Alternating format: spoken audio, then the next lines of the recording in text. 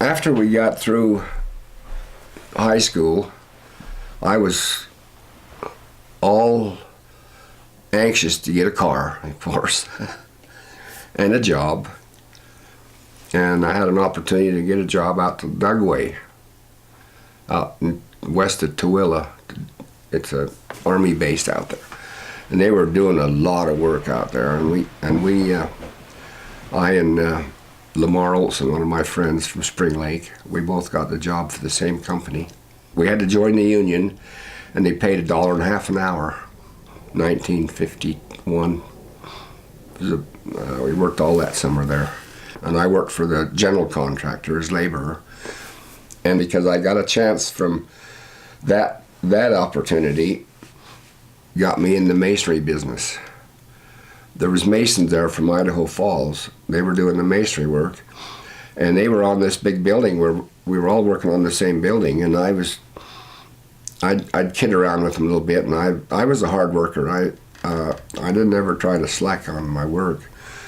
And we got talking to those guys, and so one day, it's been about 6 months there, when I asked the boss of the Masons, what you had to do to become an apprentice bricklayer.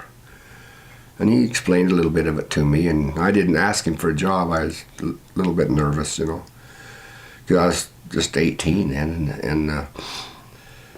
So anyway, the next Monday morning, his foreman came back, and he said, if you want to be a mason, you get your butt to Idaho Falls. That was 52. So that was the beginning of my masonry business, my masonry trade. And it came real easy for me. I became a good mason. And by the time we got through it, I got through with my apprenticeship, which was about 3.5 years later. I met a guy whose name was Blaine Hendricks, my old partner. We had so much fun. We really got to be good friends, and in 1957 we started a company, Peery and Hendricks Corporation. Wasn't a corporation then, later on that came. But we started building houses and whatever we could find, and we had good luck for a long, long time. There was a lot of good jobs going on back then. People don't put as much brick on their houses as they used to, and we always had a job. And just time after time, we got bigger and bigger jobs. And one of the biggest jobs we did was an engineering science building in Bozeman, Montana at the university. And it was 6 stories high, all masonry.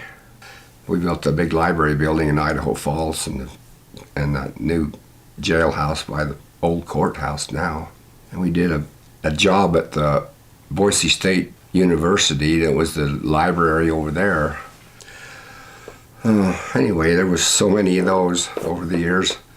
But Blaine and I had a lot of fun. He was a heck of a nice guy, and we got along.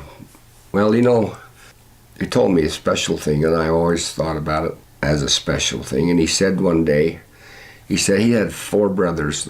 And he said, you know, I think as much of you as I do any of my brothers. And I thought, that's really special. We had a great time. And even after we split up, anyway, we decided that I had 4 boys, and we decided that it would be a little overbalanced if we let some of the families come in, or if one family did and one didn't, like would be with us. So we split up that way. And I was in California working on them churches, and we had a shopping center down in Pocatello. So we just decided I said, you take what you got in Pocatello, I'll take the churches, and we didn't have any problem at all with splitting up. It got a little tougher later on, especially in California, but we just kept on plugging away. And your mother came down to work with us. She was a secretary for me. Anyway, that was pretty much all of our history of our masonry business.